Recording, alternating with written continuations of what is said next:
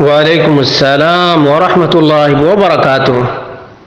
اللہ رب العالمین خیر و عافیت میں رکھے۔ سوال بڑا ہی اہم ہے کہ اگر کسی کا حنفیت یا شافعیت پر انتقال ہو جائے تو اس کے لیے دعائے مغفرت کرنے کا کیا حکم ہے؟ اس کا جواب یہ ہے کہ چاہے کوئی مالکی ہو، حنبلی ہو، حنفی ہو یا شافعی ہو، شرک پر مرا ہے تو اس کے لیے دعائے مغفرت نہیں کی جا سکتی ہے۔ شرک پر مرا ہے تو اس کے لیے دعائے مغفرت نہیں کی جا سکتی ہے۔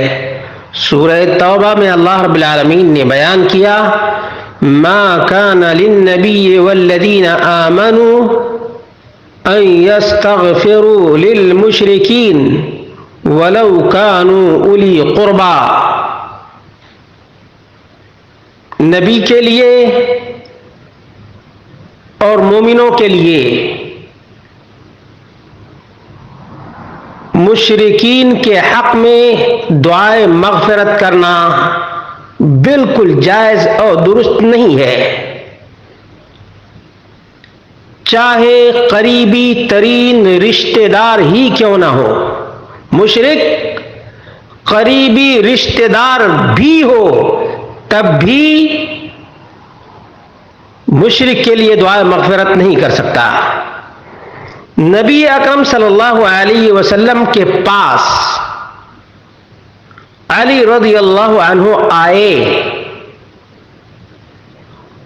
اور انہوں نے کہا، ان عمک الضال قد ہلک،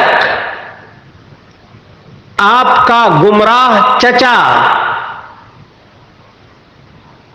ابو طالب ہلاک ہو گیا ہے۔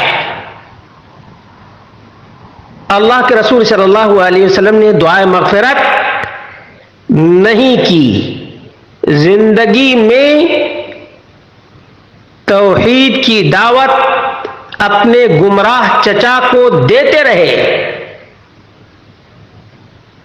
اور جب انتقال ہو گیا تو نبی اکرم صلی اللہ علیہ وسلم کے پاس علی ابن ابی طالب آئے اور انہوں نے اپنے باپ کے بارے میں کہا، ان عمک الضال، آپ کا گمراہ چچا ہلک گیا۔ نبی اکرم صلی اللہ علیہ وسلم نے کیا فرمایا؟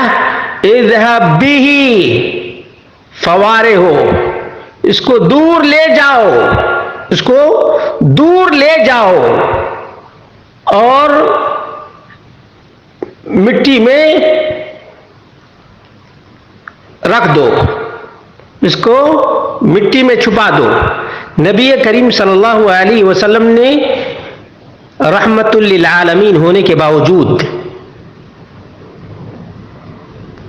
وما ارسلناک الا رحمت للعالمین کے باوجود اللہ کے رسول صلی اللہ علیہ وسلم نے دعائے مغفرت نہ کی اور نہ کفنایا نہ دفنایا، بلکہ علی ابن ابی طالب کو کہا، لے جاؤ اور صحرا میں کہیں بھی مٹی کے نیچے رکھ دو۔ معلوم یہ ہوا کہ سب سے بڑا مسئلہ شرک کا ہے، شرک کا۔ کوئی حنفی کہتا ہے، کوئی شافعی کہتا ہے، نہ امام ابو حنیفہ کو مانتا ہے نہ امام شافعی کی بات مانتا ہے۔ دعویٰ کرنے سے کوئی فرق نہیں پڑتا ہے، دعویٰ کرتا رہے۔ اصل چیز یہ ہے کہ قرآن و سنت کے مفاہیم کو ائمہ نے جیسے سمجھا ہے ویسے سمجھے آدمی۔ آج ہم کتنے ہی لوگوں کو دیکھتے ہیں جو اپنے آپ کو فلاں فلاں امام کی طرف منسوب کرتے ہیں، لیکن شرک میں ایسے ڈوبے ہوئے ہیں کہ الامان والحفیظ۔